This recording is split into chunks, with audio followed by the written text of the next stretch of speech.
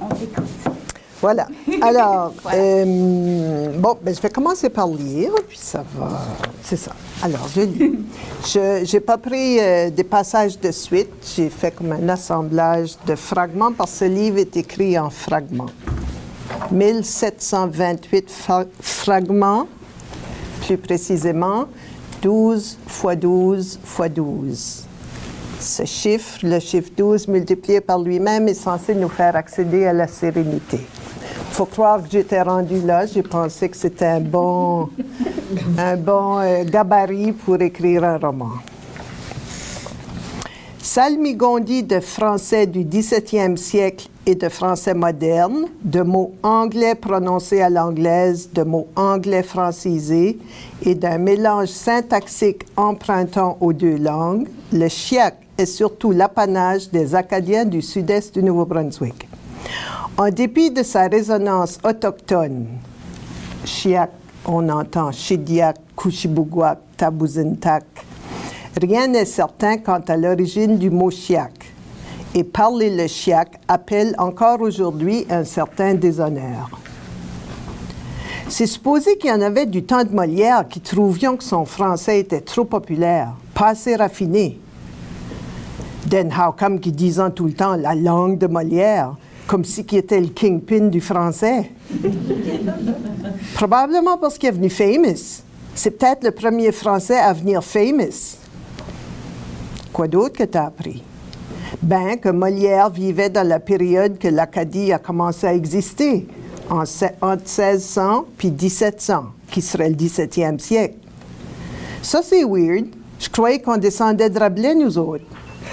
C'est vrai, je n'avais pas pensé à ça. Well, I guess qu'il faudra que j'aille au prochain cours à cette heure.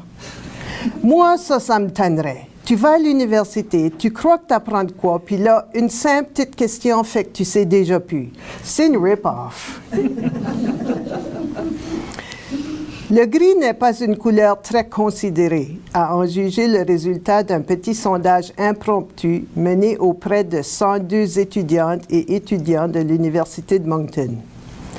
L'enquête sur la perception des couleurs visait à déterminer si les gens associaient une couleur aux lettres de l'alphabet. Le sujet souleva l'enthousiasme, vraiment n'importe quoi pour s'éloigner de la matière du cours. Or, il ressortit du sondage que 28 voyaient le A rouge, 21 le voyaient jaune, 10 blanc, 9 orange, 8 bleu, 7 vert, 5 rose, 4 argent et 3 aqua. 2 avouèrent ne rien voir du tout et 5 le virent respectivement beige, gris, or, violet et auburn. Je pourrais t'aider? Je cherche de la tuck tape. De la tuck tape, de la duct tape ou de la duct tape? Ben, je suis pas mal sûre qu'il a dit de la tuck tape. Quoi c'est pour? Je sais pas, il m'a pas dit. C'était pour arranger de l'électricité, coller du siding, taper un hockey stick. Carmen trouva le ton du commis plutôt déplaisant, passa au mode affirmatif. Je sais pas, j'ai pas vu après quoi ce qu'il grattait. Il m'a juste demandé de ramasser de la tuck tape. Le commis lâcha un peu la bride. Je peux te montrer quoi ce qu'on a. Viens par ici. Carmen suivit le commis au bout d'une longue allée jusqu'au fond du magasin pour finalement se trouver devant un panneau recouvert d'une multitude de rubans gommés destinés à toutes sortes d'usages. C'est ça qu'on a. Carmen contempla le mur, mit presque aussitôt la main sur un paquet. Ça doit être celle-ci. Je me rappelle la sœur qui m'a dit qu'elle était rouge. Carmen souleva le paquet plastifié, lut les grosses lettres. Puis c'est écrit juste là, tuck tape. Ah, de la tech tape, t'aurais dû me dire. L'autre est aussi évanescent et insaisissable qu'un gaz. Et l'écrivain, qui a bon appétit et qui aime manger chaud, allume sans cesse le gaz. Beaucoup d'entre eux se réchauffent et certains même s'éclairent au gaz. Ce n'est pas parce qu'il ou elle connaît les dangers du gaz que l'écrivain se prive d'allumer le gaz. Même un écrivain souffrant n'a pas besoin de réfléchir beaucoup avant d'allumer le gaz. À vrai dire, l'écrivain souffrant a davantage besoin de gaz que l'écrivain bien portant. C'est pourquoi un psychanalyste ou un littéraire ne suggère jamais à un écrivain, même souffrant, de ne pas allumer le gaz. Le psychanalyste et le littéraire savent que le gaz aide l'écrivain à naviguer dans les lettres et les phrases. En revanche, les lettres et les phrases dessinent les contours du gaz. Les livres sont pleins de gaz. Il y a une soixantaine de terrains de golf au Nouveau-Brunswick. Ça veut dire à peu près un terrain pour 12 000 personnes. En France, il y en a un pour 120 000 personnes, more or less. Je te dis ça juste de même, in case que la question popperait up en quelque temps. Pour tout le Canada, il y en a de quoi comme 2 000. Ça veut dire un terrain pour roughly 16 000 personnes. Encore là, comparé à 120 000 personnes pour chaque terrain en France. C'est quasiment 8 fois plus de monde par terrain, peux-tu imaginer? Puis by now, il ne doit plus avoir trop de place de reste pour en faire d'autres, avec tous les châteaux, puis les vignobles, puis ça. La terre doit être déjà toute occupée. Je sais pas, j'ai jamais été en France. Ah, moi non plus, je figure juste. Mais où commence, où finit une langue? Quand une langue devient-elle une autre langue? Toute parole n'est-elle pas qu'une interprétation de la réalité, donc une sorte de traduction, de tentative fugace de langage, la langue, et puis que le français soit ancien ou actuel ou standard ou hybride, la langue, comme la vie, n'est-elle pas qu'un long processus d'hybridation ininterrompu? Moi, c'est ceux-là qui essayent de parler chiac pour se moquer de nous autres. Ils croyant que c'est aisé de parler comme ça, mais quand ils essayent, ils voyant que c'est pas si tant aisé que ça. Plus ils usent tout le temps le même exemple. Crosser la street. Ça puis back. Je vais retourner back au magasin. Droite là, ça prouve que parler chiac, c'est plus dur que ça paraît. Un vrai chiac ne mettra pas back puis re dans la même phrase. Il dira qu'il va back y aller, period. Le back remplace le re, right? Il dirait pas même qu'il va y aller back, parce que back, comme le re, as a matter of fact, va en avant du verbe. Ça fait rien que du common sense. Je vais back aller au magasin ou au store, c'est cela. C'est de quoi qu'il faut que tu grandisses avec, pas de quoi que tu peux apprendre dans les livres ou picker up juste de même. Faut que tu connaisses ton anglais pour pouvoir le bender au français. Exactly. Sous forme de liste dans un petit calepin à reliure spirale et dont la couverture vert pâle s'ouvre de bas en haut.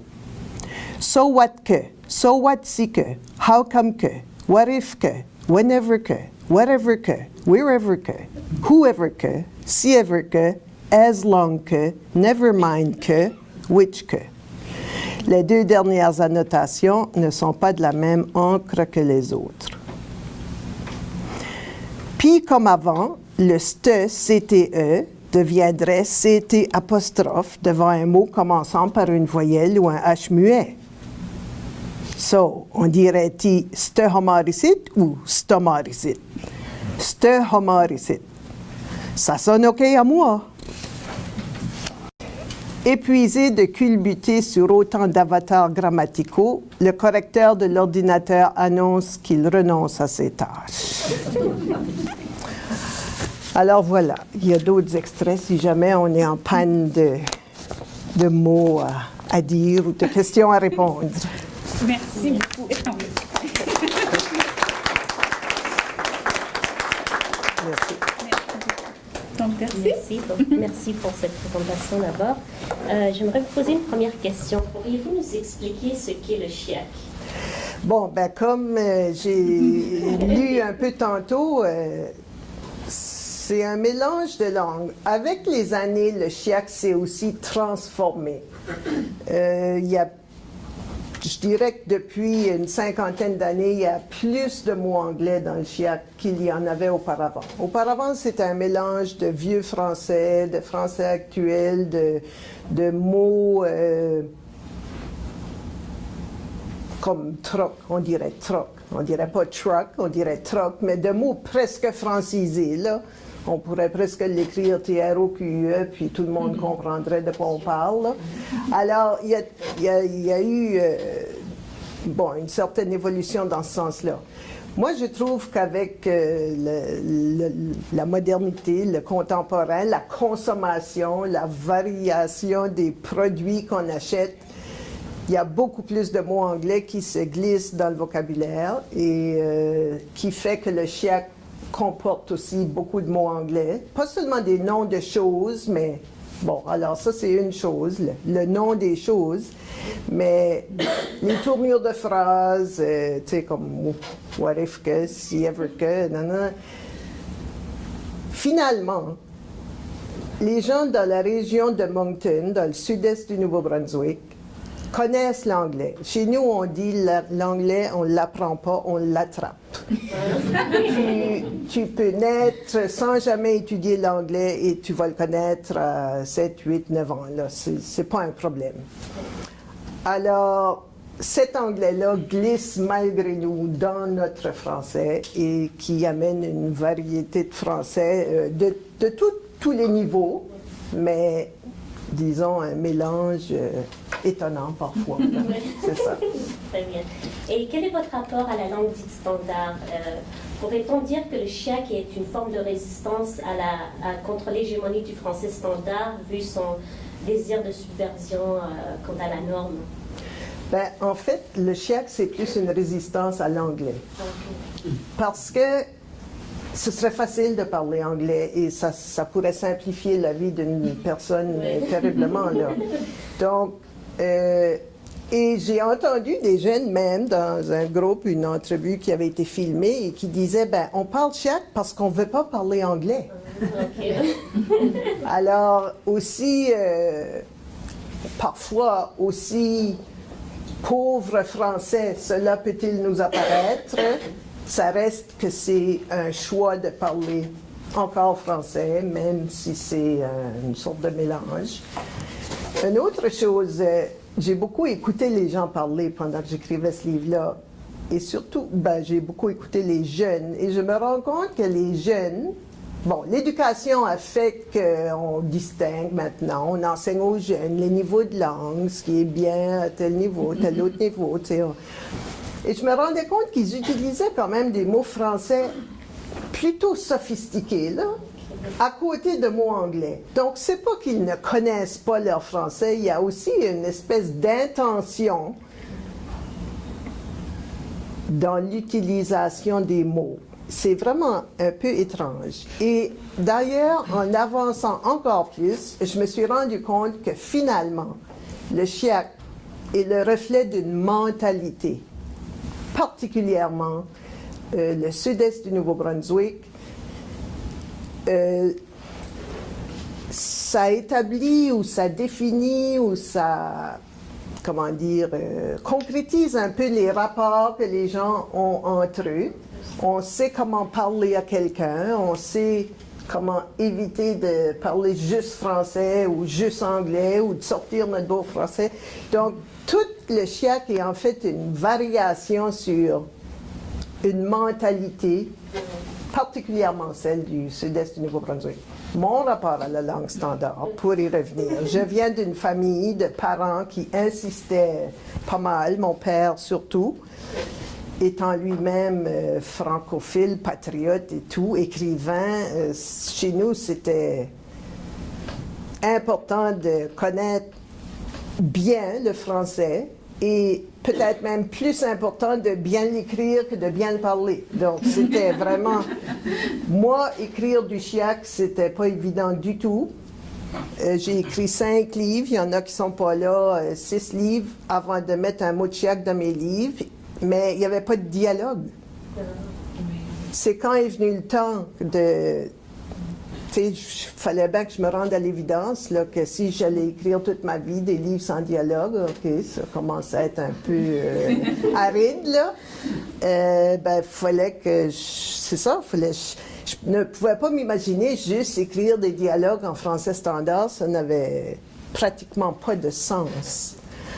Alors, c'est là que un peu par hasard, on m'a offert d'écrire pour le théâtre. Et j'ai dit, bon, ben, on me donnait carte blanche, j'avais jamais fait ça. Et moi, le théâtre, c'est pas très sérieux. Je fais ça comme ça. Pour moi, c'est un jeu, c'est pas...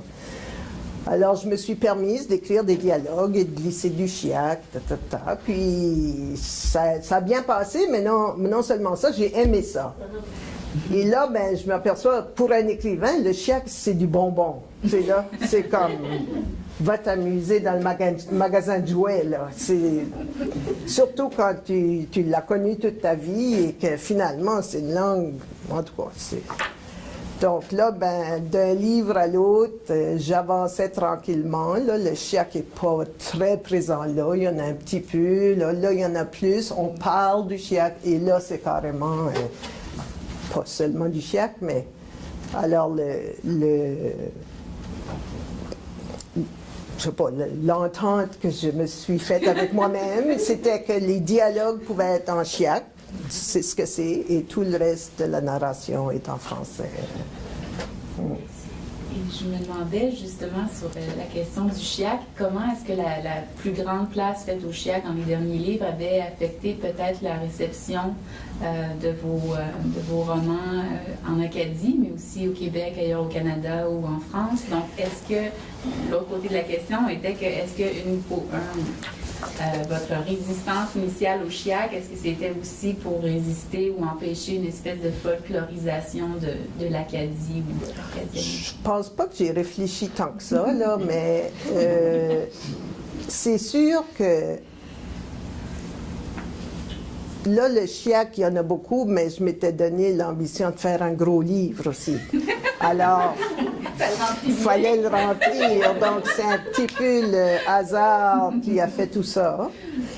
Mais c'est sûr que l'intention dans le chiac, je vais juste vous donner une phrase qui est peut-être la phrase la plus extrême du livre en matière de chiac. Il faut que je vous la dise parce que si que je switch la light back on, puis que la maison explode, expecte pas, ever again, d'avoir des outils pour Father's Day.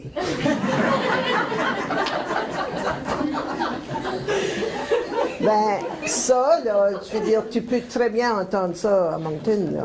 C'est absolument... Bon, j'ai fait un effort un peu conscient de ne pas mettre que ça, pour pas montrer que, oui, ça peut aller loin, mais il y a toutes sortes de niveaux de... Tu sais, chacun fait ce qu'il peut avec ce qu'il possède, mais... Alors, j'ai pas fait exprès. Bon. Pour la réception, ben vraiment, je sais pas.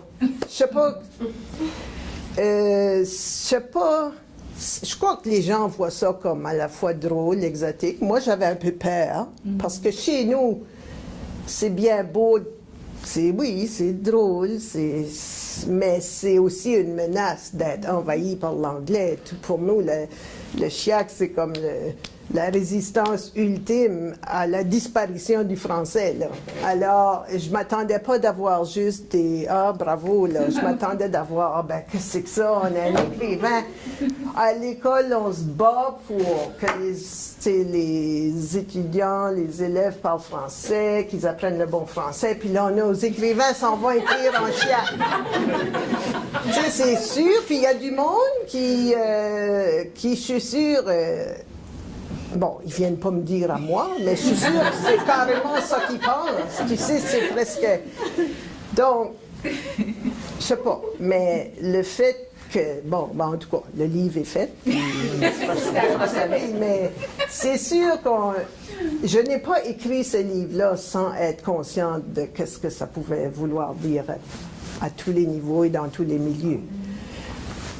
Je parle aussi du Français de France. Ce livre-là, je crois que l'éditeur ne savait même pas comment le lancer en France. Il se disait, ben, pour l'amour, tu sais, les livres québécois en français à peu près corrects que les Français pourraient peut-être digérer, puis même là, ils ne peuvent pas, là, il y a bien un problème.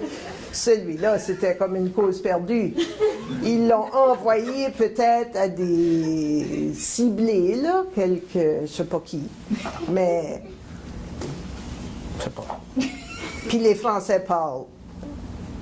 Nous, en Acadie, On entend des Français qui viennent chez nous puis qui se mettent à dire des mots anglais partout, dans toutes sortes de circonstances, puis ils rient de nos mots français. Nous, on se force pour... On fait l'effort d'employer les mots français, là. Un roulis roulant, c'est quoi un roulis roulant? Ah, ben... Ah, ça, tu veux dire son skate? Tu sais, tout le temps. Alors là, c'est l'absurde. Au fond, là, je sais pas, là, ça, c'est à suivre. Merci. Donc, à votre avis, quel effet créer lorsqu'une écriture puise dans différents types de français? Et pourriez-vous commenter ce fragment que vous venez de lire juste au début de poursuivre, et je cite encore, mais où commence, où finit une langue? Quand une langue devient-elle une autre langue? Toute parole n'est-elle pas qu'une interprétation de la réalité, donc une sorte de traduction, de tentative fugace de langage, la langue, et puis que le français soit ancien ou actuel, ou standard ou hybride. La langue, comme la vie, n'est-elle pas qu'un long processus d'hybridation ininterrompu? Oui. C'est un peu parce que... Bon, moi, honnêtement, là, depuis très, très longtemps, je me pose la question, ben, qu'est-ce que ça nous fait à nous, à moi, là? Qu'est-ce que ça me fait, la langue, là? Pourquoi je ne peux pas abandonner le français? T'sais, supposons, là. Puis je n'ai pas de réponse à ça. Je ne sais pas exactement sur quelle note la langue, notre langue, quelle qu'elle soit, là, de la personne, sur quels affects ou sur quel... En tout cas, qui fait qu'on a une sorte de sentimentalité qu'on peut même dire, ben c'est juste la sentimentalité. Tu sais, si j'étais rationnel, il n'y a aucun problème à parler quelque langue que ce soit, puis je peux changer de langue, puis je peux oublier une langue, puis... Donc, je ne sais pas où ça joue. C'est sûr que... Et moi, j'ai cette sentimentalité-là aussi, un peu, malgré moi, mais je suis consciente que, ben, est-ce que c'est juste la sentimentalité ou d'autres que ça va chercher? Qu'est-ce qui existe dans tout ça qui fait qu'on n'abandonne pas facilement sa langue? J'ai pas de réponse. J'ai des questions, comme vous pouvez voir. Et je me demandais, dans Poursuivre, il y a une série de passages sur le Scrabble qui est vraiment fascinante. Des mots de Scrabble, des dictionnaires de Scrabble, des stratégies de Scrabble, toutes sortes de choses. Et je me demandais quel lien vous faites entre les passages sur le Scrabble et votre réflexion sur la norme linguistique et le français standard et tout ça. Est-ce que ça joue ensemble? Ben là, non, c'était plus comme un sujet X, comme il y en a beaucoup, là, des sujets un peu... Ce que j'ai aimé découvrir, c'était tout le jargon du Scrabble. Tu sais, comment on appelle la petite lettre carrée. Ah, une tuile, ah, un caramel, ah, c'est beau, un caramel, tu vois.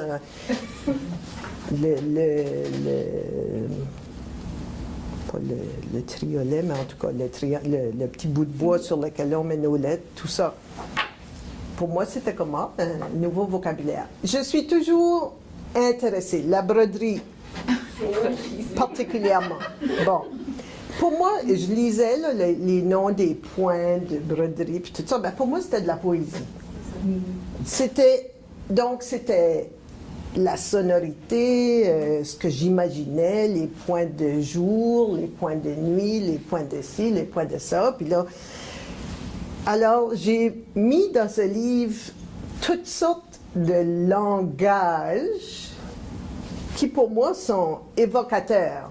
Et je trouve que le langage, peu importe quel qu'il soit, ça évoque quelque chose de... Alors, le Scrabble, c'était à un certain niveau. La broderie, c'était autre chose. Le chiac, c'est autre chose. C'était toujours comme... Toute langue a été utilisée comme matériel, parce que je vois ce livre-là comme une sculpture littéraire, plus que... Ben, un roman, on imagine, c'est une histoire linéaire, ou en tout cas traditionnelle. On peut, même si c'est pas concrètement une évolution d'année en année, chronologique ou pas, qu'il y a comme une évolution un peu naturelle qu'on peut suivre. Tandis que là, c'est plus bric-à-brac, là. On dirait que on suit, mais ça demande beaucoup de diversion, c'est comme un exercice pour l'esprit même, dans la manière de lire le livre. Le fait qu'il y a comme une histoire qui se suit, des personnages qui reviennent, puis à travers de tout ça, ça nous amène à toutes sortes d'autres niveaux de pensée qui sont pas nécessairement rattachés à l'histoire. Alors, j'ai quelques personnes qui m'ont dit, après l'avoir lu, ben, là, je sais pas que je vais lire. C'est comme si que ça avait comme... C'était comme difficile ou pas particulièrement excitant de retourner à un livre. C'est comme si que ça avait créé ça. Je trouvais que c'était un beau compliment parce que ça montre que finalement notre capacité de lecture est assez diverse, puis on peut l'exercer plus qu'on le fait peut-être. Je sais pas. Petite idée en passant. Merci. Vous avez mentionné tout à l'heure que vos parents, votre père particulièrement, était nationaliste et qu'il insistait que le français était une matière particulièrement importante à l'école. Et je me demandais à partir de ça si... et que donc ça avait été une des portes d'entrée vers la littérature dans votre cas. Et donc je me demandais quel lien vous faites entre la littérature et l'affirmation identitaire, donc dans le contexte acadien. Ben, je pense que probablement tous les écrivains acadiens ont été amenés à écrire pour se dire acadiens, quelque part, pour rappeler que oui, on est là, puis bon, on vit telle chose ou telle chose ou telle chose, mais à partir de notre acadianité. C'est ça aussi, j'ai de la misère à expliquer l'origine, comment ça se fait qu'on est aussi attaché à tout ça. Je sais pas, parce qu'au fond, ça crée aussi beaucoup de problèmes. La vie pourrait être plus simple si on n'était pas aussi attaché à ces choses-là. Mais en même temps, on est attaché. Pourquoi, je ne sais pas.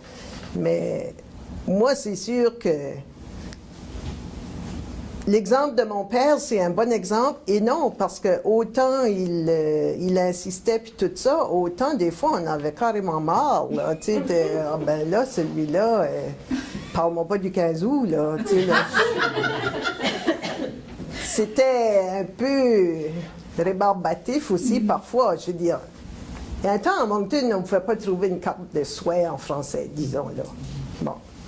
Donc, vraiment, la première pharmacie qui a osé acheter des cartes en français, ben, tous les Acadiens qui avaient moindrement de conscience acadienne allaient là acheter leurs cartes. Ben, chez nous, je crois qu'on n'a jamais osé acheter une carte de fête en anglais jusqu'à temps. Ben, toujours. Puis, ça faisait partie de l'observation des mœurs dans des familles francophones où ils se donnaient des cartes de fête en anglais. Ah! C'est pas tout à fait... c'est là, ouais, il y a un maillon faible, là. Tandis que dans d'autres milieux où ben nous autres, c'était le genre de famille où tu donnais pas une carte de fête en anglais, là. Je veux dire, ça se faisait pas, c'est tout. Bon, ben c'est juste pour dire, des fois, c'est un peu achalant aussi d'être toujours en train de lutter, tu sais, là, ça devient... Mais... il y a de quoi de tout ça qui reste et qui continue. Et finalement, je pense que nous, on a eu à surmonter une espèce de honte d'avoir été à l'écart, géographiquement et bon, en tout cas, socialement, d'une certaine manière. Les gens avaient... Je veux dire, à Moncton, l'industrie principale pendant longtemps, c'était le CN, qui avait une grande gare de triage, puis qui refaisait des wagons, puis qui... Ben, les francophones qui allaient travailler au CN se faisaient dire de ne pas parler français. Donc, c'est sûr qu'il y a des gens qui ont perdu leur langue, il y a des gens qui ont eu, ben, beaucoup de gens, qui ont eu honte de parler après parce qu'ils se trompaient. J'ai travaillé à Radio-Canada, j'ai vu des gens qu'on appelait pour dire « Ah, veux-tu nous parler de, tu sais, telle chose, tel, je sais pas, moi, le problème dans les champs de bleuets. Ah non, je parle pas assez bien. » Ben ça, là, ça a duré 30-40 ans, là. « Ah non, je parle pas assez bien. » Ça fait là, on a comme au moins accepté que notre français est légitime, là, et que, bon, on peut l'améliorer, on sait qu'il y a des dangers, mais au moins on peut s'assumer, là. C'est quand même, bon, Antonine Maillet a été une pionnière dans le sens qu'elle nous a au moins montré que, oui, c'est ça, on existe. Puis on dirait qu'à partir de là, on a pris des forces. Puis à toutes sortes de niveaux, l'Université de Moncton, tu sais, on s'est développé à tous les niveaux, l'éducation. Alors maintenant, on est fiers de ça. Donc on n'est pas prêt à tout lâcher, là. Ça se fera pas, il n'y a pas de recul possible. Mais il reste toujours une certaine inquiétude par rapport à la langue, il n'y a pas de doute. Et au département de français ici à Hamilton, la plupart de nos étudiants ne sont pas francophones à l'origine. C'est leur deuxième langue, parfois leur troisième langue. Donc je me demandais, quel est selon vous le rôle des francophiles dans la préservation du français au Canada, mais aussi des cultures francophones? Donc, est-ce qu'ils ont un rôle à jouer? Ben, ils ont un rôle à jouer. C'est déjà beau qu'ils soient, c'est déjà beau qu'ils existent, là. Je veux dire. On va pas trop leur en demander, mais c'est merveilleux s'ils prennent connaissance. Ben, on peut dire que le Québec a comme monopolisé la discussion sur la francophonie au Canada pendant très longtemps. Il le fait encore beaucoup, mais je pense que commencent à émerger des notions d'une francophonie plus canadienne d'un bout à l'autre du pays, avec différents... tout le monde a ses réalités, des différentes réalités. Nous, les Acadiens, on est vraiment un peuple distinct du Québec. C'est pas un jeu de mots, là, parce que nous, les Québécois, on voit bien, là, on n'est pas aveugles, là, puis oui, ils l'ont, l'affaire, là, OK, là, c'est beau, mais... nous autres, on ne peut pas faire ça, on n'est pas là, c'est pas ça nos... on n'a pas ce choix, finalement. Puis ça fait qu'on vit avec les moyens qu'on peut, puis les choses qu'on a pour continuer à exister. Puis on n'a pas de complexe d'infériorité par rapport aux Québécois, je dirais, socialement. Mais c'est sûr que quand beaucoup de Québécois viennent chez nous, soit enseigner, travailler, n'importe quoi, puis... des fois, ils ont l'impression qu'ils viennent nous, pas nous secourir, là, mais un petit peu, là. Puis c'est sûr qu'ils ont des choses à nous apporter. Mais des fois, c'est leur manière, là. Peu importe ce que tu as à m'apporter, tu me tannes, là, comme... ils pensent qu'ils ont vraiment, je sais pas, l'idée supérieure de je sais pas quoi. Ça fait que... on les aime bien, mais tu sais, on ne peut pas s'identifier à eux comme si c'était nous. C'est pas nous, c'est carrément pas... Alors, non, le plus souvent, ça s'arrange. Puis de toute façon, les Québécois, surtout dans la région de Moncton, qui viennent, puis qui ont des bonnes intentions, puis qui veulent faire partie de la communauté, puis c'est tout bien, puis ça, ben après une couple d'années, puis s'ils ont des enfants, ça commence à être « oh, il va parler chien. Oh non. » Là, c'est comme l'inquiétude majeure. On reste ici, on s'en va-t-il. Tu sais, là, puis il y en a la moitié qui s'en vont, puis il y en a une autre moitié qui gère ça comme les Acadiens font, au jour le jour et tous les jours. Il n'y a pas d'autre manière de... Alors, c'est ça, c'est un mélange de monde, là, et de manières de faire. Merci. Donc, vous faites souvent référence à des événements historiques tels que le grand dérangement de 1755 ou le débarquement en Normandie de 1944. Comment ces événements traumatiques dans l'histoire de l'Acadie vous ont-ils marqué en tant qu'auteur acadienne? Ben, je pense, moi, la déportation, comme c'est sûr, là, qu'on peut y penser, là, moi, je sais pas comment loin qu'un événement comme ça nous marque vraiment comme personne. Là. Aujourd'hui, à un moment donné, ça a été un peu un rappel qui a réveillé l'Acadie. Puis, d'une certaine manière, cette déportation-là, dans ce temps-là, elle a été physique. Il y a eu d'autres formes de déportation ou d'appauvrissement des Acadiens qui ont été sérieuse aussi. Puis je pense que maintenant, on est beaucoup plus éveillé à toutes ces situations-là et on continue, mais c'est une lutte constante. Alors, comme écrivain,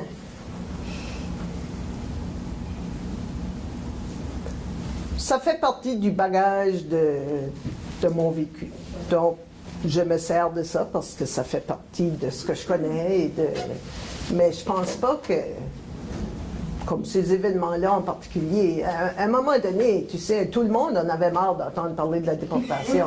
Tu sais, c'était comme, oui, OK, mais je veux dire, on ne vit pas, on n'est plus là. Tu sais, là, on a survécu, là, puis on peut en être fier, mais bon, alors, non. Mais c'est ça, ça fait partie de notre passé, de nos gènes quelque part, mais pas plus que ça, là. OK.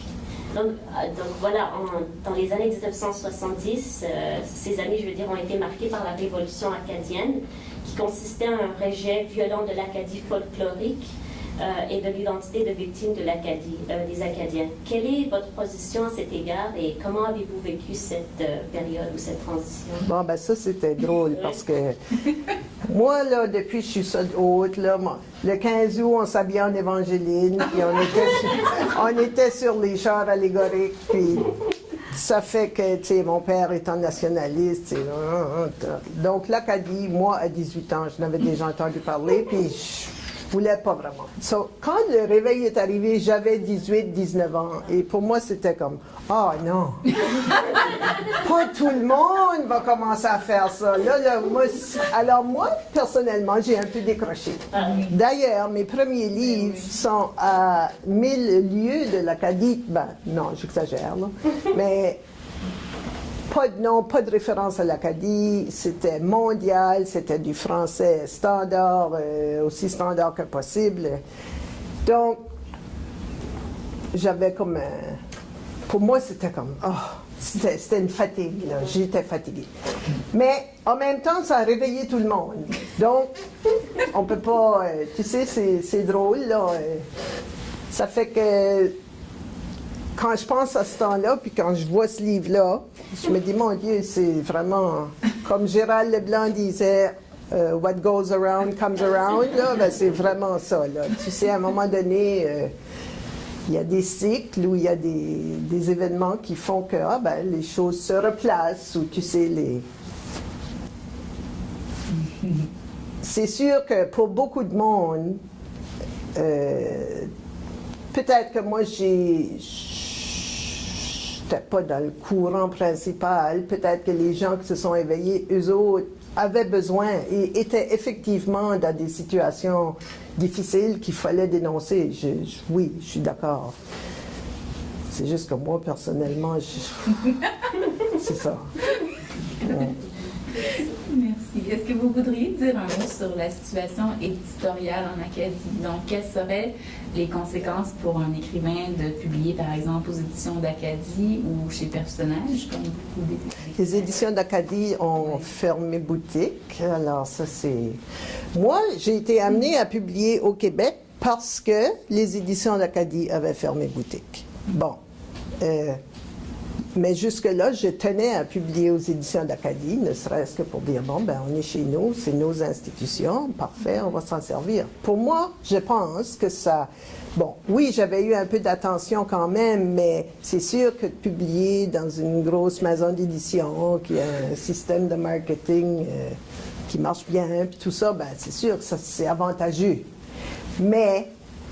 si je vivais à Montréal, ce serait encore plus avantageux.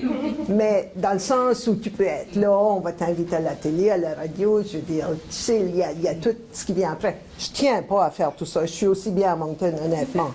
Mais c'est sûr que toute la publicité qui entoure les livres et tout ça, c'est... Mais moi, je n'ai pas à me plaindre, vraiment, là. C'était quoi la question? C'est sur la situation éditoriale. Ah donc, oui, qu'est-ce que ça change de publier chez des éditeurs? Puis c'est ça, comme personnage. Mais maintenant, je crois que ça se décloisonne un peu. Tu sais, les critiques, je pense qu'ils prennent le temps de regarder les livres qui viennent d'Acadie, même si c'est ça, même si c'est peut-être un peu loin d'eux. Je parle des critiques du Québec. Mais les professeurs d'université, je dois le dire, font beaucoup pour la littérature. En tout cas, moi, dans mon cas, je ne sais pas si c'est parce que c'est des livres qui arrivent bien à démontrer ce qu'ils essayent de démontrer, mais je trouve que les professeurs, dans mon cas, les universités ont été un soutien, sans nécessairement faire exprès, mais un soutien parce que eux autres regardent les livres et ils vont à fond, ils en parlent et ils les font connaître. C'est pas négligeable. Tandis qu'au Québec, ben, je suis sûre que ça se fait aussi comme ça, mais en tout cas, le Québec est un peu plus refermé sur lui-même. Il y a en masse d'auteurs au Québec, puis qui n'auraient jamais besoin de regarder à côté, s'ils ne voulaient pas, là. Mais il y en a encore qui veulent, alors c'est bien aussi, là. Mais c'est sûr que, je sais pas, la situation... C'est difficile de penser plus loin que... Comme le livre informatique. Bon. Je sais pas. Tu veux un livre aujourd'hui, tu fais 3 clics, puis tu auras ton livre demain à la porte, là. Tu sais, il n'y a plus de difficulté à obtenir les livres, il n'y a pas de difficulté à... Alors... Il n'y a plus de raison d'être vraiment isolé. Donc, il faut que ça vienne de gens qui s'intéressent vraiment aux livres ou qui ont vraiment aimé un livre ou 2 livres ou 3 livres et qui ont le goût d'en parler. C'est tout. On dirait que toute l'industrie du livre, on en parlait hier soir, chez les anglophones, chez les francophones, tu sais, tu fais un livre à la fois, tu le vends, tu continues. Tu sais, c'est une industrie qui ne fera jamais... Bon, il y a des gros succès à l'occasion, mais c'est toujours une industrie qui... C'est comme un boulanger. Il faut qu'il fasse son pain tous les jours, puis qu'il le vende, puis qu'il recommence le lendemain. Il n'y a pas de miracle qui se produisent, là. Quelle est votre vision de l'institution dominante et comment la littérature acadienne s'inscrit-elle au sein de la francophonie? C'est quoi l'institution dominante? C'est-à-dire, pensons par exemple l'histoire littéraire par rapport aux littératures minoritaires, la manière que... Ben, honnêtement, je pense pas qu'on pense à ça, nous. On fait notre littérature, on essaye de faire notre chemin, chaque écrivain fait ce qu'il pense qu'il a à faire. Je pense que l'Université de Moncton a déjà ouvert le champ littéraire acadien, si on veut, et ça a débordé aussi. Il y a en Ontario, un gars comme François Paré qui a fait éclater certaines notions, les littératures de l'exiguïté, les petits... Il y a beaucoup de choses qui se font. C'est pas toujours connu, mais au fond, je pense pas qu'on se sent tellement isolé. Mais c'est sûr que tout le monde, en tout cas, puis la littérature, même dans le champ de la littérature, je veux dire, il y en a des échelons, là, ça fait que c'est très individuel et c'est collectif aussi, mais je sais pas, c'est un domaine... Il y a un passage dans Pour sûr où il y a un personnage qui aborde directement la question d'être minoritaire, puis elle dit moi, je file pas que je fais partie d'une minorité. Comme je sais qu'on est minoritaire, ben pour dire le vrai, je pense jamais à ça. Donc, je me demandais ce que vous pensiez justement, ce que vous voulez dire sur de la littérature, du concept, de la notion de littérature minoritaire, comme François Paré l'a développé. Oui. Donc, est-ce que ça a eu un impact? Quel impact ça a eu? Est-ce que ça a aidé? Est-ce que ça a... Ben, ça m'a rendu... davantage? Non, ça n'a sûrement pas marginalisé davantage, au contraire.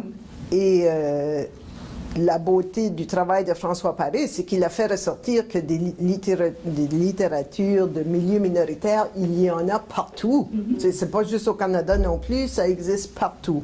Donc, dans ce sens-là, je trouve que c'était comme une ouverture, ah ben oui, la littérature, ça vient de partout, ça sort de partout, ça a toutes sortes de contextes. Qu'est-ce qui compte le plus, le contexte ou le livre? Donc, c'est là que chacun doit faire son... Je crois pas que personne a envie de lire des livres parce qu'ils sont acadiens. Tu veux lire un livre parce qu'il est bon. Voilà. Donc, on est constamment entre... moi, je veux pas être inclus, comme « Ah, c'est une femme ». Ben oui, je suis une femme, mais c'est pas de la littérature de femmes. Ça existait, de la littérature de femmes. Ben, tu sais, c'est pas... Donc, on est chacun un petit peu en lutte avec toutes sortes de préjugés qui existent, mais bon, ils ont leur raison d'exister, mais je veux dire, personne ne veut s'inscrire dans une définition étroite de ce qu'ils font. On veut tout être lu par le plus de gens possible, et si ça intéresse quelqu'un en Nouvelle-Zélande, ben, mon Dieu, c'est le fun! Tu sais, là, c'est pas du tout... je sais pas. Donc, c'est un peu étonnant quand même. Juste pour dire, là, la politique canadienne là, du Conseil des arts fait que moi, je ne peux pas aller plus loin que Toronto pour promouvoir ou venir à une université parce que le billet d'avion coûte trop cher d'aller à Vancouver ou à Edmonton ou à Calgary. Vous voyez le... Bon, ben, comment dire, les deux solitudes ou tout ça, là, ben, ça a des raisons bien concrètes aussi, des fois, là, que, tu sais, c'est... Je viens jusqu'à Toronto, là, tout le monde peut à peu près s'organiser financièrement. Dès que ça dépasse Toronto, ah ben là, qu'est-ce qui va payer quoi? Puis là, les universités n'ont jamais d'argent, puis ça coûte trop cher, les maisons d'édition, tout le monde tire le diable par la queue, donc blablabla. Tout ça pour dire que c'est même plus facile d'aller en France que d'aller à Vancouver. Ça fait que, allez comprendre, il faut pas trop se questionner sur d'où viennent les livres, puis les livres qu'on connaît, les livres qu'on aime, les livres... Il y a toutes sortes d'embûches de toutes sortes qui font que un livre va faire son chemin. Moi, je me dis, un livre va faire son chemin, puis on peut juste souhaiter que ça marche le mieux possible. Donc, certains critiques littéraires ont parlé du geste collectif de l'écriture, qu'écrire serait une action collective. Pourriez-vous commenter et avez-vous l'impression que vous écrivez pour ou avec d'autres? Ben ça, je dois dire que j'ai senti ça. Avec quelques livres, je suis tombée comme par hasard, la même année, le même temps, sur d'autres écrivains qui faisaient à peu près la même chose, des gens que je connais pas du tout, que j'avais pas lu, puis... Alors, je me dis, ben, c'est quand même drôle. Il y a comme une conscience collective qui amène des gens à des mêmes... Mais à part de ça, puis ça, ben déjà ça, en soi, c'est intéressant. Mais moi, quand j'écris, non, j'écris mon livre comme je peux, avec ce que je pense que je veux faire, mais tu sais, je m'occupe pas des autres, là. C'est vraiment... J'essaie de faire mon livre du mieux que je peux. Mais c'est toujours surprenant après ça quand on entend « Ah, ben regarde, tel... » Ouais. Vos livres sont vraiment très drôles, on l'a entendu tout à l'heure, et je me demandais si vous je suis plus capable de faire. Donc, si vous voyez que l'humour avait un rôle dans la façon de transformer, de donner un portrait de l'Acadie qui serait justement à milieu de l'évangéline ou de la déportation, ou d'une Acadie très folklorique et souvent triste. C'est drôle parce que l'humour, je n'ai pas vraiment fait exprès pour le développer. Au début, c'était plus une ironie, puis après ça, ben, ça devient un petit peu plus évidemment... Moi, j'ai toujours pensé que, tu sais, on ne peut pas être juste sérieux, là, comme vraiment, c'est pas possible de vivre comme ça, là. Donc, il faut prendre le difficile, mais, tu sais, il faut essayer de le rendre, je sais pas, vivable ou, je sais pas. Et c'est par le dialogue que moi, j'ai finalement, tu sais, je suis comme tombée un petit peu dans la veine humoristique. Puis c'est sûr que moi, ça me va bien. Maintenant, j'écris une chronique dans l'Acadie Nouvelle, là, le journal de chez nous. Une fois par semaine, j'ai une chronique. Puis tout le monde vient me dire, ben, les gens qui lisent, là, t'es drôle, t'es pas comme les autres. Tu vois, c'est la première fois, je crois même, que dans notre journal, il y a quelque chose d'un petit peu rigolo à côté de la petite. Je suis pas tout le temps en train d'attaquer les gros sujets existentiels. C'est comme, ah, ben, tu sais, j'ai rencontré un fermier l'autre jour qui se demandait s'il allait faucher son champ une autre fois. Il pourrait, mais il est comme paresseux. Il sait pas, je vais y penser. Moi, j'ai comme rapporté ça, puis j'ai dit, ben c'est merveilleux, on n'est pas tout tu sais, on croirait que le Nouveau-Brunswick, on ne fait que nous parler de nos dettes, puis des dépenses, puis des coûts, puis des ci, puis des ça, puis là, tu avais un fermier dans une salle d'attente, puis moi, j'étais assis à côté, qui était en train de dire, ah, ben, je pourrais le vendre, là, ça ferait plus d'argent, mais je sais pas, peut-être que non. Je pense, ah, ben, c'est le paradis terrestre. Qu'est-ce qu'on veut de plus? Tu sais, là. Bon, ben juste d'écrire ça dans un journal, par exemple, ça détonne. Tu sais, mais quand même, on est rendu là. On peut le faire maintenant, mais c'était comme pas possible avant. Donc, il y a quand même une évolution tranquille qui se fait, là, une évolution... mais je ne sais pas s'il y a beaucoup de monde qui va se mouiller. Parce que, tu sais, chacun protège son... Mais en tout cas, moi, je ne suis rattachée à personne. Tu sais, je suis chez moi, je suis un écrivain. Vous me voulez? OK, je vais écrire ça. Tu sais, ils m'ont jamais dit de ne pas... Tu sais, ils ont toujours publié ce que j'écrivais, puis ça se fait. Mais des fois, c'est carrément fou, là, puis... Ils font pareil. Je me dis, ah ben c'est bon signe. Ça veut dire qu'on peut absorber un peu de folie, de jeu, je sais pas quoi, là. Donc, l'oralité occupe une place significative dans vos textes. Quelle est, selon vous, l'importance de l'oralité dans la littérature acadienne? Direz-vous que l'oralité a un rôle important à jouer pour la survie de la langue ainsi que de l'identité acadienne, comme c'est le cas pour d'autres littératures minoritaires? C'est oral par la force des choses. Si c'était un français standard, ce serait beaucoup plus simple pour moi. Ouais. Alors, il faut l'inventer presque la langue à mesure. Même, tu sais, en l'écrivant, il fallait que je trouve des manières de l'écrire pour que ça reflète bien l'oralité. C'est pas évident. Puis je me disais, ah, les gens vont se tanner, tu sais. C'est pas, on imagine qu'on n'aime pas changer nos habitudes de lecture, puis on veut lire comme on connaît la langue, puis je suis d'accord, sauf que je ne pouvais pas faire autrement. Puis là, je pensais, ben, c'est un vrai test. On verra. Je sais pas, c'est nouveau pour moi aussi, quelque part. Puis, des fois, je me dis, ben, je ne vais pas continuer là-dedans, je ne veux pas être la représentante du Chiac en Acadie, tu sais. Mais en même temps, dans la mesure où je vais faire parler des personnages de chez nous, il faudra toujours que ça soit là un peu. Alors, il s'agit d'évoluer puis d'oser, ou je sais pas, on verra. Je sais pas, je peux pas prédire de l'avenir. Mais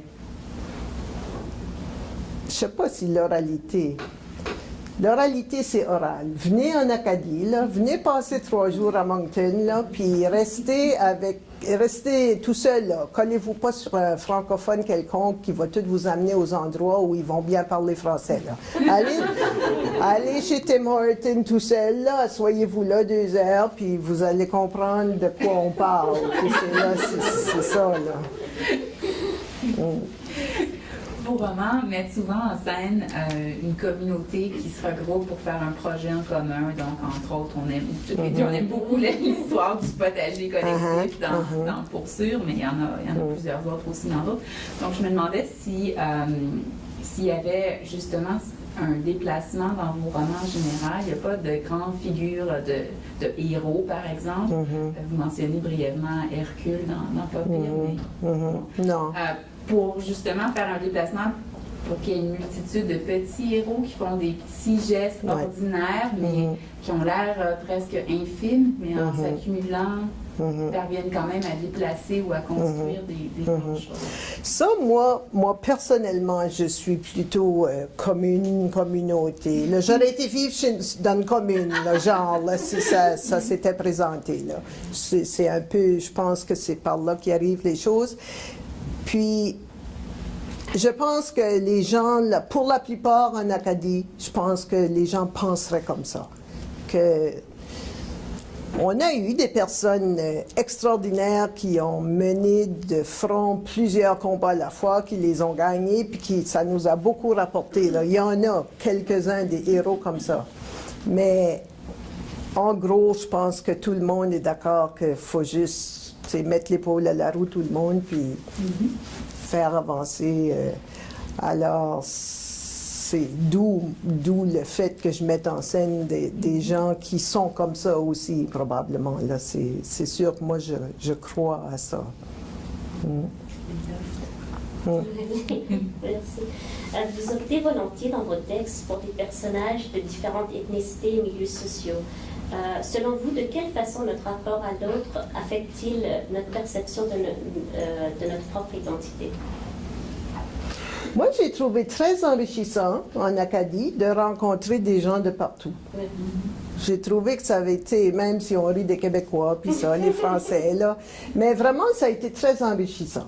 Et je trouve qu'il faudrait, je disais ça déjà il y a plusieurs années, il faudrait que tous les Acadiens sortent de l'Acadie et qu'ils aillent voir autre chose aussi. Oui. Pour mettre en perspective que qui on est, oui, puis... Mais, tu sais, c'est large le monde, là. Puis il y en a des choses à voir, à admirer, à ne pas faire ou à faire, je sais pas, mais... Donc, non, moi, j'ai trouvé ça absolument enrichissant. D'ailleurs, une chose assez drôle, c'est que nous, je sais pas, on avait notre permis de conduire, là, disons, après 16 ans, là, 17 ans, 18 ans. Pas grand-chose à faire à Moncton. Bon, tu fais le tour, là, tu te promènes un peu. Ben nous, une des choses qu'on a fait souvent, c'était d'aller à l'aéroport voir qui arrivait en avion. Je veux dire, c'était qui se promène, qui a vu quoi, qui fait quoi. Je veux dire, pour nous, c'était important de spotter le monde, puis là, de savoir un peu à qui connecter pour... Je disais ça à une personne, puis elle a trouvé ça assez drôle. Elle a dit, mon Dieu, j'aurais jamais... Ben, j'ai dit, nous autres, c'était comme un passe-temps. Ça faisait partie de nos sorties, d'aller passer à l'aéroport, voir qui arrivait de Montréal, qui arrivait de Toronto, qui arrivait de... Ah oui! Ouais. Fait que c'est sûr que ça prend toutes sortes de monde pour faire un monde intéressant, là, je veux dire. Ouais. On voulait parler aussi un peu de la forme qui est quand même très particulière, puis on se demandait comment est-ce que vous réconciliez vos exigences que vous donnez vous-même sur une forme précise. Donc, vous avez mentionné tout à l'heure le 12 par 12 par 12, donc qui semble assez fixé, avec, avec les hasards, les libertés de la création que vous mentionnez aussi beaucoup. Donc, en fait, en écrivant ce livre-là, j'étais, après avoir rencontré moi-même mes propres erreurs, par exemple, là, je pensais que le chiffre 12, c'était vraiment le chiffre, mais finalement, c'était peut-être le chiffre 7, puis là, j'avais tout bâti mon affaire sur 12, puis je l'avais écrit la moitié, je pensais, ah ben là, je ne vais pas virer de bord, là, il faut que je dise que j'ai fait une erreur, puis on va faire mine que 12, c'est le chiffre, OK, là? Puis là, je dis à mes lecteurs, OK, là, je sais, là. Bon. En écrivant le livre, je me disais, ce serait le fun si le lecteur, en lisant le livre, va sentir la même fébrilité que l'écrivain a en écrivant son livre. On a beau savoir, bon, c'est plus ou moins où on s'en va, on veut, puis tout ça, mais je veux dire, on n'est jamais absolument sûr de ce que ça va donner, puis... Alors, je me disais, ce serait le fun que l'auteur, le lecteur, puisse aussi lire, puis être un peu comme, oh, c'est là comme, ah ben, tu sais, un peu vivre la même fébrilité, c'est le meilleur mot. Alors, d'où le défi de rendre la lecture intéressante, captivante pour qu'ils continuent à lire. Puis en même temps, je voulais écrire un livre difficile. Je voulais pas que ça soit juste... Des fois, je trouve qu'on consomme les livres. Il y a pas là-dedans qui me dérange un petit peu. Pourtant, j'aime consommer moi-même n'importe quoi, mais je voulais qu'il y ait comme le petit effort de plus à faire, un petit des fois gros là, mais pour que ça donne vraiment quelque chose. Souvent, je vais lire, ben pas souvent, mais ça m'arrive aussi de lire des livres où je comprends pas grand-chose. Puis je me force à les lire jusqu'au bout. Puis, tu sais, je peux dire, ah ben vraiment, là, j'ai tout lu les mots, mais je peux pas dire j'ai compris, mais ça fait rien. Ça va faire de quoi pareil. Il y a de quoi qui s'ajoute. Ça brasse les idées.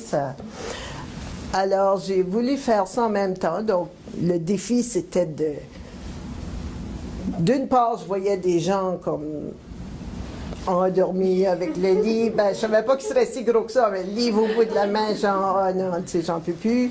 Puis je le lirai plus, je vais arrêter. Ou d'autres qui lisaient jusqu'au bout. Et je pense que, bon, anyway, il y a toutes sortes de manières de lire ce livre-là. Il y a des gens qui sautent carrément les passages qu'ils ne veulent pas. Ça fait que c'est correct aussi, j'imagine, mais je trouve qu'on devrait tout lire, pareil. Et 3 pages de prénom.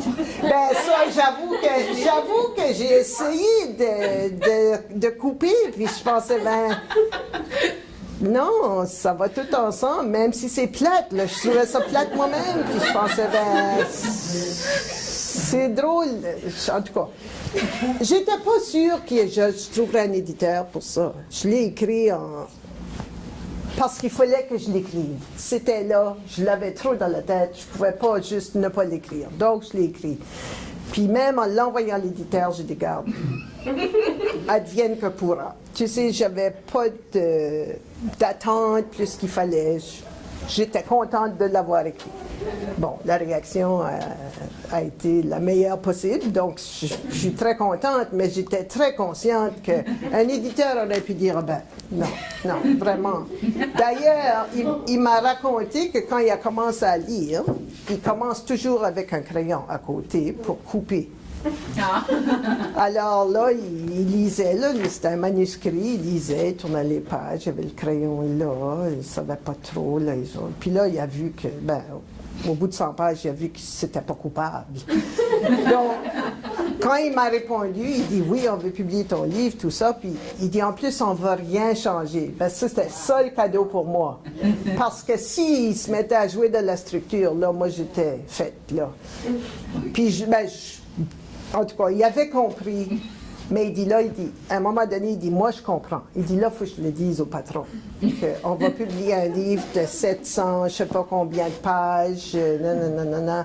Il dit, là, je vais me trouver des gens pour m'épauler, puis on va aller voir le patron, puis on va lui dire, puis finalement, le patron a été obligé de dire, OK, là. Mais c'était excellent, tu sais, parce que si c'était mis à couper là, ben là, ça m'a pris 10 ans. Donc, je voulais plus. J'avais joué assez, là. Je voulais pas revenir là-dessus.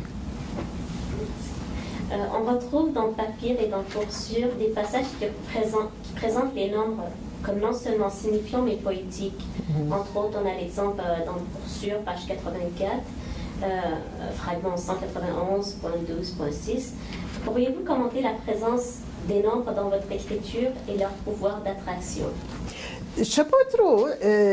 Honnêtement, ironiquement, là, je trouvais que ça faisait Bible. Puis je crois que je prenais ça pour ce que ça vaut, là. Je me prends pas au sérieux, mais je me disais, oh, ben quand même, c'est beau. Moi, je trouve ça beau, une Bible avec les chiffres, les petits titres, tout ça. Puis, ça, ben, c'est comme un beau format, là. Puis, donc, tout s'explique, là. Tout se tient. Je peux expliquer comment j'ai manigancé mon affaire. C'était aussi la forme d'un cube, 12 par 12 par 12, un cube parfait. qui était comme... Mais même l'idée du cube, tu sais, je me suis réveillée plus d'une nuit à me dire, ben, le cube que je compte là, il compte-il là aussi? Puis là, je pouvais plus mathématiquement me démêler, puis... Je trouve que les chiffres, comme les lettres A, B, C, D, ont un design bien à eux, qui sont presque comme des lettres. Bon, on ne les traite pas comme des lettres, puis ils ne parlent pas le même langage que les lettres, mais je trouve que c'est quand même un langage. Bon, je n'ai pas fait de grande analyse de ça, mais je trouve juste que c'est quand même beau en soi. Puis, j'aimais l'idée d'inclure des chiffres, même si c'est un peu bizarre, là. Je sais pas, il y a de quoi que j'aime dans les chiffres. J'aime un peu les mathématiques, mais je veux dire, je ne suis pas mathématicienne, loin de là, mais je trouve qu'il y a comme un équilibre dans les chiffres. Et l'équilibre littéraire n'est pas aussi facile que l'équilibre des chiffres, mais j'aime que les chiffres soient là aussi pour, je sais pas, pour ajouter un peu à... C'est une autre forme de langage ou de langue, là. C'est ça. Dans votre œuvre était déjà fragmentée avant d'arriver à Poursuivre, mais c'était quand même assez différent, c'est beaucoup plus radical dans le dernier roman. Donc je me demandais si vous considérez que le fragment est une structure qui vous semble mieux adaptée peut-être à l'époque contemporaine. Est-ce que pour vous la narration suivie a quelque chose de mésadapté pour nous, ou bien c'est soit la narration suivie qui est mésadaptée ou moi qui est mésadaptée. Ça fait, je sais pas. Moi, je peux pas m'imaginer écrire un livre. Ben, presque. Non, puis même celui-là, c'est pas un bon exemple. Ouais, ils sont tous hachouillés, puis moi, je pense que je sais pas si c'est un fait de culture, d'époque, de pas pouvoir écrire. J'ai pas la réflexion si longue que ça. Comme, je peux pas traîner une psychologie longtemps. Donc, d'où un peu l'anecdote, d'où un peu les fragments. Mais tous ensemble finit quand même par dire quelque chose, là, mais c'est juste la forme. Je sais pas. Des fois, je dis qu'on choisit pas non plus, on fait ce qu'on peut, là. Tu sais, c'est pas comme... Je vais reproduire Proust, là. Ce serait bien beau, là, mais puis c'est là. Non.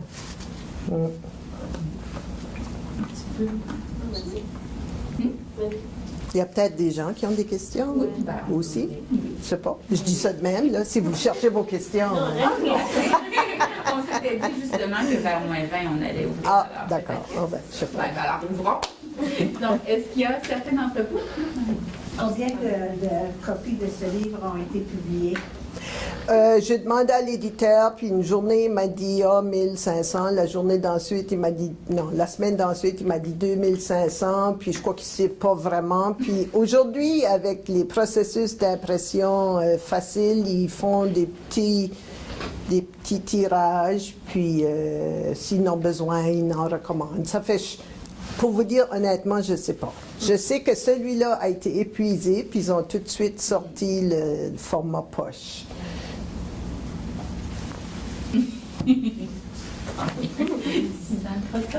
Oui, je suis vraiment intéressée parce que je viens du nord du Québec, vraiment aux frontières entre l'Ontario et le Québec. Et c'est toujours intéressant. Puis nous aussi, on a, dans notre joie, c'est vraiment... aucune difficulté lorsqu'on s'est rendu en Acadie la semaine dernière. Oh, oui, c'était fantastique parce que je me retrouvais vraiment dans la langue aussi. Mais une question que j'ai, est-ce que dans le CHAC, est-ce que vous avez des degrés de français, des débats autour des degrés de français? N'est-ce pas comme ici en Ontario, où on distingue les franco-ontariens, les ontarois, les mariages mixtes, comme...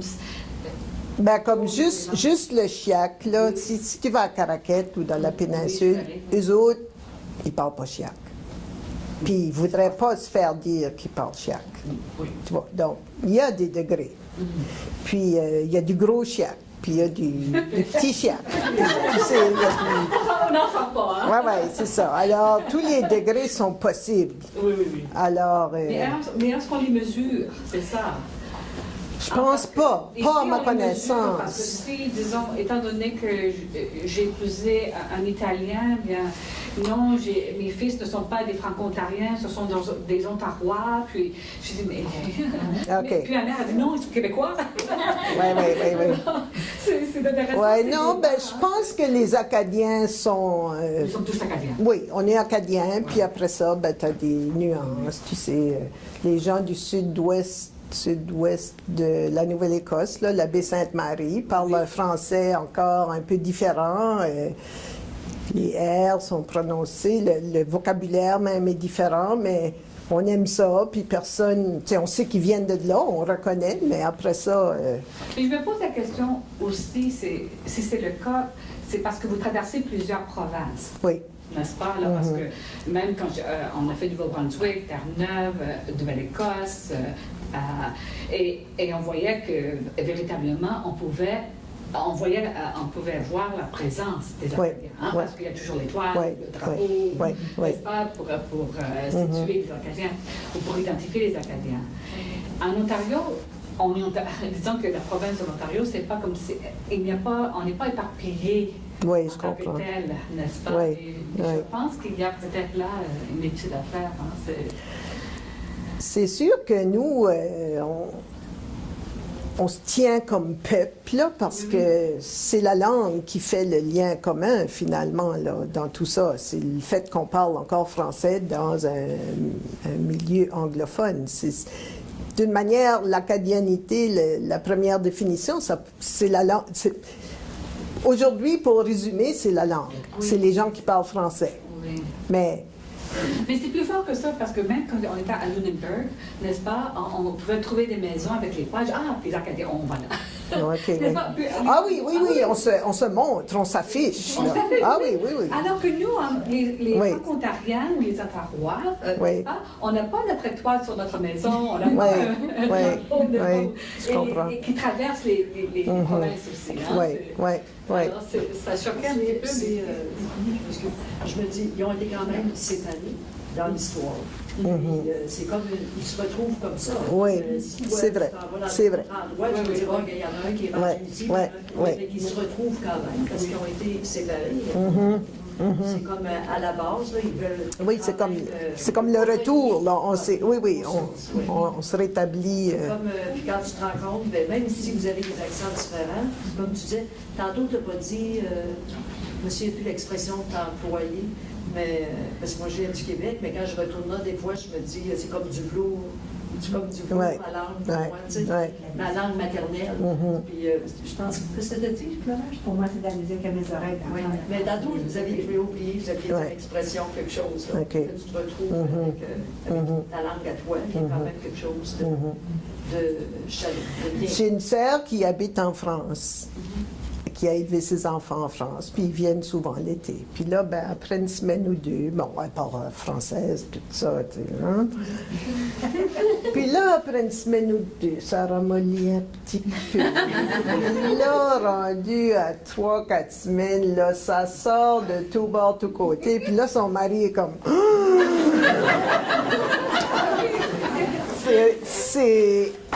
Il dit, ben mon Dieu, qu'est-ce qui se passe? Vas-tu sortir ton chiac, là? Puis c'est comme, ben, qu'est-ce que tu veux? Pourquoi pas, tu sais? Puis là, mais c'est juste pour dire là, que ça crée des remous. Oui, et des ressacs aussi. Oui. Oui, et j'ai été très intéressé par les extraits que vous avez lus. Oui. Et ça m'a fait réfléchir dans le sens que je viens de l'Afrique, Oui. d'un pays francophone, le Congo belge, à l'époque, actuellement la République du Zaïre, où on parle un français qui n'est pas celui de l'Académie du Québec, parce que vous avez mentionné ces deux pays-là. Maintenant, dois-je comprendre que vous, en tant qu'écrivain, ces extraits-là reflètent le langage chiac que vous avez inventé avec votre niveau élevé de la connaissance des langues, ou bien c'est une langue que vous avez entendue dans la communauté et puis vous reportez dans vos livres? Je l'ai entendu, je l'ai parlé, je le parle encore, je pourrais le parler. Parfois, je le parle malgré moi. C'est une langue qui existe comme telle, à peu près, là, Dans la communauté. dans la communauté. Merci. Mais ce que j'ai compris, c'est que pour l'écrire, il faut un peu inventer comment l'écrire. Oui, parce que, disons que, un petit exemple, le mot camper, on va camper. Ben nous, on peut aussi bien dire camper, on peut aussi bien dire camper que camper. Ça s'écrit pareil. Donc, il fallait qu'en lisant, les gens voient qu'on disait camper et non camper. Donc, j'ai été obligée d'ajouter des accents sur le A et sur le E, et en tout cas à toutes sortes de moments pour être sûr qu'on entende que l'anglais, que le mot était prononcé à l'anglaise et non à la française. Donc, c'est dans ce sens-là que... Et même certains mots, j'ai carrément... fallait vraiment les écrire blood test. J'ai été pour mon blood test ce matin. Ben, B-L-O-D-E-T-E, c'est ça. Tu sais, c'est juste pour dire que j'ai essayé d'être aussi fidèle que possible à l'oralité de cette langue et aussi pour démarquer le français de l'anglais dans cette langue. Mais c'est pas toujours évident non plus parce que, en tout cas, des fois c'est... Mais c'est pour ça que même l'écrire, puis je pensais à l'éditeur quand il va voir ça, des mots écrits comme ça, tu sais, ça va loin des fois, puis je me dis, bon, ben, parce que, ben voyons, c'est fou, tu sais. Mais en même temps, je discute de ça dans mon livre. Il y a des milliers de signes. Tu sais, à l'école, là, un des moments, pour moi, les plus excitants, c'était d'apprendre le tréma puis la cédille. Je veux dire, c'était comme, ben enfin, un peu de variété, là. Hein? Ben, il n'y en a pas assez, on dirait. On pourrait en mettre d'autres, là. C'est pas, on n'étouffe pas sous les petits signes amusants, là. Alors... J'en ai ajouté quelques autres, c'est ça. Même l'étoile. Oui, puis même l'étoile, c'est ça. Il y a toutes sortes de... Et juste pour clôturer Oui? ma série de questions, est-ce qu'il existe un dictionnaire chiac? Non. Ben, en fait, pas comme tel.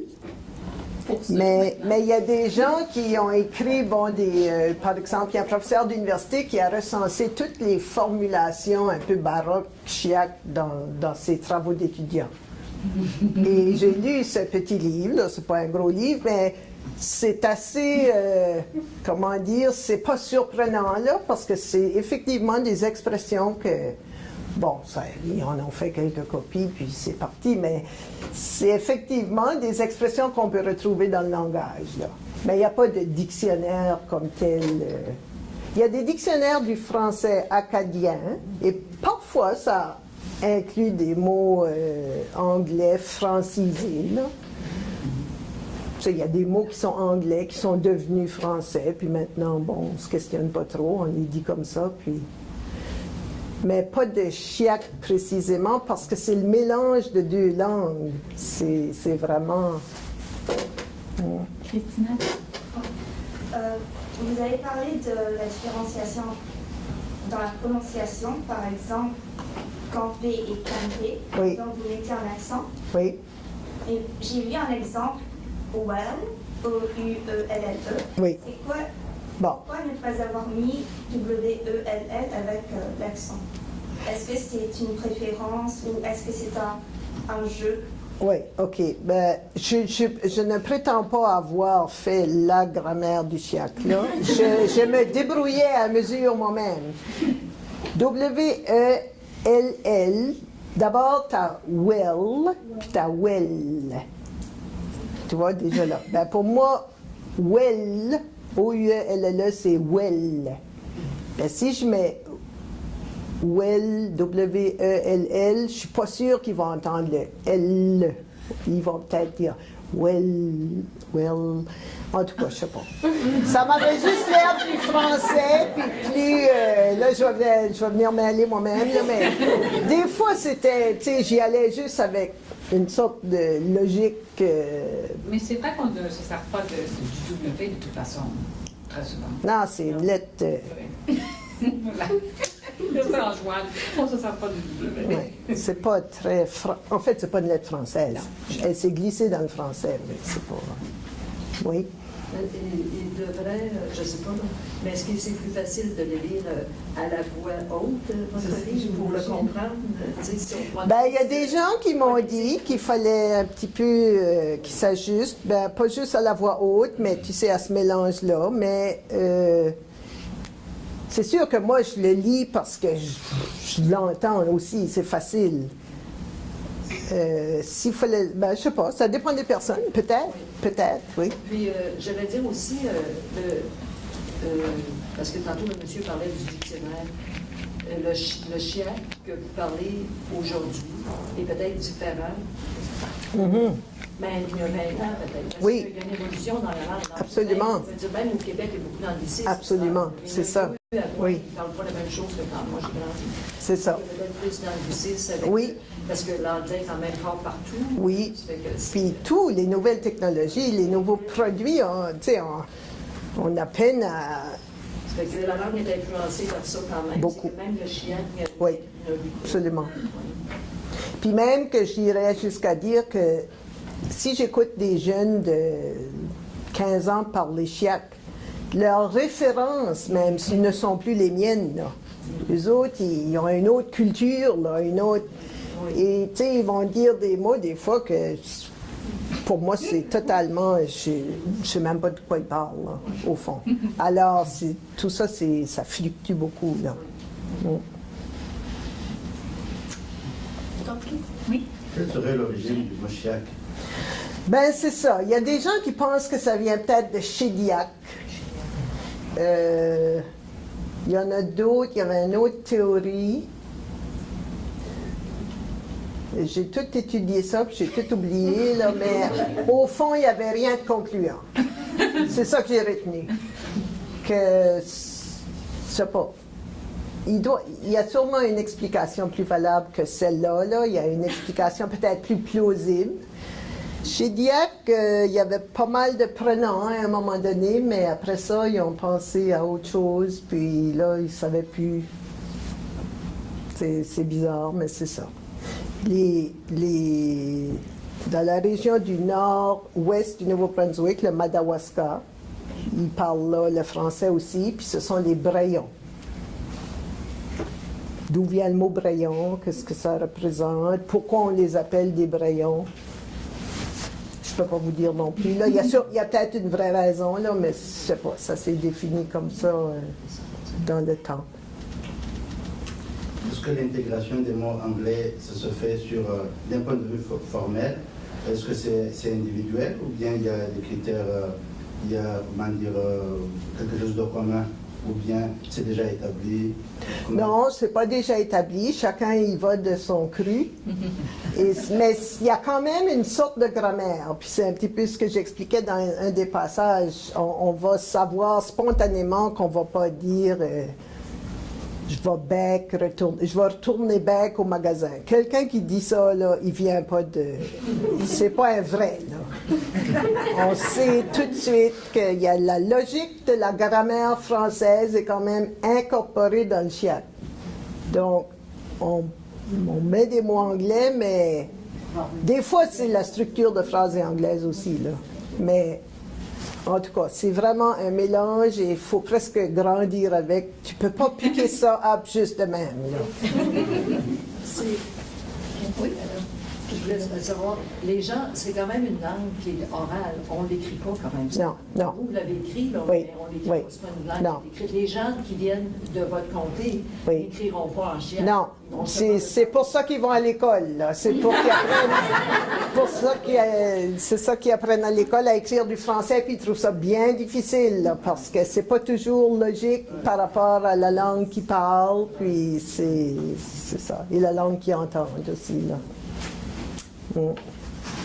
Oui, on a fait une étude auprès des Franco-Manitobains et je ne connais pas vraiment la situation, mais selon cette étude, la situation semble ressembler à ce que vous avez en Acadie, c'est-à-dire qu'il y a ce français oral qui est bien loin parfois du français standard.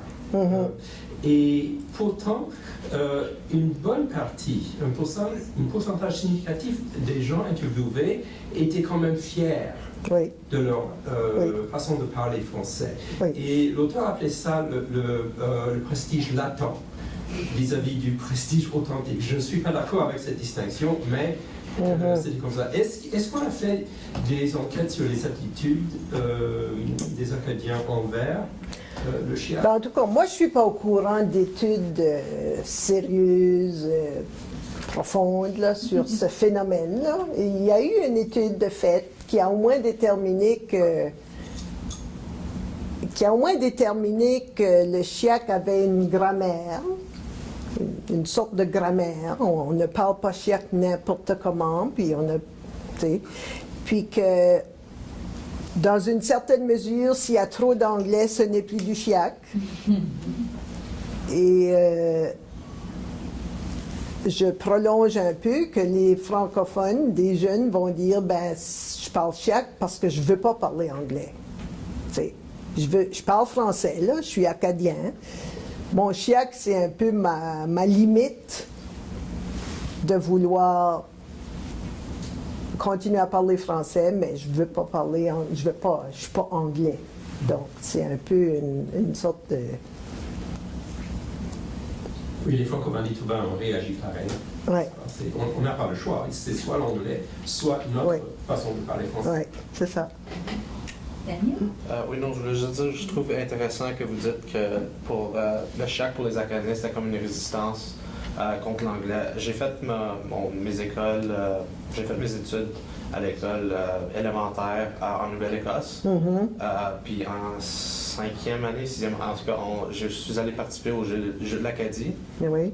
Puis je trouvais vraiment intéressant qu'on n'avait pas le droit de parler anglais. Si on se faisait attraper en parlant en anglais trop, on se faisait envoyer à la maison. Mais c'était comme drôle parce que, tu sais, la majorité, moi je suis québécois, je suis allé habiter là parce que ma mère a déménagé là. La plupart de mes amis, c'était des Acadiens. Puis ils comprenaient pas pourquoi, parce que pour eux, c'est ça, ils disaient, mais non, on parle le CHIAC, on parle notre langue, c'est pas de l'anglais.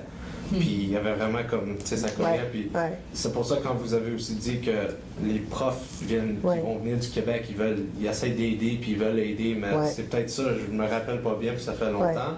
Mais c'est peut-être parce que c'était des enseignants, c'est ça, québécois ou d'ailleurs. Même les enseignants de chez nous, là. Je veux dire, c'est le système qui veut que... Puis c'est correct, au fond, là. Tu sais, je ne critique pas ça parce que le CHIAC, ils ont l'occasion de le parler. C'est pas... je crois pas qu'on les brime, là.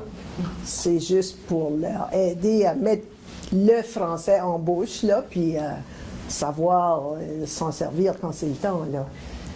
Je ne crois pas que personne s'énerve trop pour le CHIAC. Il y a aussi un phénomène d'adolescence. Tu sais, ils vont parler CHIAC juste parce qu'ils savent que tu ne veux pas, là. Tu sais, là, il y a ce phénomène-là. Et rendu à un autre stade, là, dans la vingtaine, quand ils font leurs études universitaires ou qu'ils vont travailler, ils font la différence, là. Tu sais, au moins, on commence à faire ces différences-là assez... Mais à un moment donné, c'était pas évident parce que travailler en français, ça pouvait être rare. C'est encore parfois un peu rare, là. C'est pas... Donc, moi, je sais que j'ai travaillé dans des milieux qui m'ont fait perdre mon anglais. J'ai travaillé à Radio-Canada en français toute ma vie, quasiment. Pas toute ma vie, mais un bon bout de temps. J'étais la plus chiaque de la salle des nouvelles, puis chaque fois que je disais un mot anglais, on dirait que ça réverbérait dans mes oreilles. Je pensais, ils vont me dire comment est-ce qu'elle s'est rendue ici, celle-là, tu sais, là. Mais il y a au moins toute cette négociation avec les étapes de la vie qui font que finalement le français, mais il faut quand même qu'il y ait une base pour que le français revienne, même s'il disparaît un petit peu momentanément. Mais juste un petit exemple. Là. À un moment donné, j'ai appris que, tu sais, les couleurs de peinture, là, quand tu veux acheter de la peinture, tu as tout un nuancier. Hein? Je ne savais pas ce mot-là, mais on disait, je ne sais pas quoi, je ne sais pas ce qu'est le mot anglais pour ça, mais ça devait être ça qu'on disait, là, les samples ou je ne sais pas quoi. Donc, j'ai été acheter de la peinture une journée, puis je parlais avec la dame, puis j'ai dit, je viens d'apprendre le nouveau mot, le mot français pour ça. Elle dit, ah oui, c'était comme... OK, là. J'ai dit, oui, c'est un nuancier. Un nuancier, ha, ha, ha, ha, ha. Tu sais, comme... Apprendre un mot français, fort pratique, parce que comment tu dis ça si tu n'as pas le mot, là? Tu sais, comme, je peux t'y emprunter toutes tes petites palettes de couleurs pour ce là. Ben, je trouve, ça c'est général, je trouve qu'en général, les gens n'intègrent pas facilement des nouveaux mots, ne se réjouissent pas de mots jolis, faciles, souvent. On dirait qu'il y a comme une peur d'admettre, tu sais, tu vas corriger quelqu'un, pas pour y faire honte, juste pour lui dire, c'est juste pour que tu saches, là, tu sais, comme, au lieu de dire psychologie toute ta vie, là, tu peux dire psychologie, puis c'est correct, là, les gens sont ils ont la peau mince par rapport à ça, donc il faut y aller vraiment par les petits, puis être, tu sais, il ne faut pas trop en imposer, là. Gabriel, ouais. Je me pose la question s'il y a une relation avec les Cajuns de la Louisiane, du sud des États-Unis, s'il y a des rapports culturels quelconques. Oui, il y en a. Moi, j'en ai pas, là. Mais c'est-à-dire que je connais quelques Cajuns, mais il y a le Congrès mondial acadien à tous les 5 ans, mais une fois, ça doit faire une dizaine d'années, c'était en Louisiane. Les Louisianais qui viennent chez nous se retrouvent. Et les Acadiens qui vont en Louisiane se reconnaissent aussi, là. C'est assez particulier, tout ça. Je ne crois pas qu'il y a d'échanges systématiques, là. Il y en a déjà été question, mais je crois que c'est assez compliqué, je ne sais pas. Mais il y a quand même des échanges qui se font, là, oui. Oui, le Conseil international d'études francophones, c'est là où on avait organisé des séances entre les Acadiens et les Cajuns. Oui. Et c'est intéressant, c'est par la chanson qu'ils se retrouvent. La chanson, oui, souvent, absolument. N'est-ce pas, et la poésie. Oui, c'est ça. À la question de savoir ce qu'elle écrivait, Marguerite Duras a répondu un jour, moi. Si on vous posait la même question comme en tant qu'écrivaine, quelle serait votre réponse? Ouf! Non. Moi, je fais mon possible. Si on peut m'appeler écrivain, puis je pense que je commence à pouvoir m'appeler écrivain, mais ça a pris du temps. Je pense pas que c'est parce qu'on a écrit un livre ou 2 ou 3 qu'on est écrivain. Ça dépend de beaucoup de gens comme moi, là. Ça m'a pris du temps, mais maintenant, je le sais, là. Je peux le dire, mais je sais pas si ça ajoute vraiment à ce que je suis, mais en tout cas, je vois ça comme un métier, finalement. Une manière de voir, une manière de transmettre ce que je sais, ce que je connais. Je vois pas ça comme un...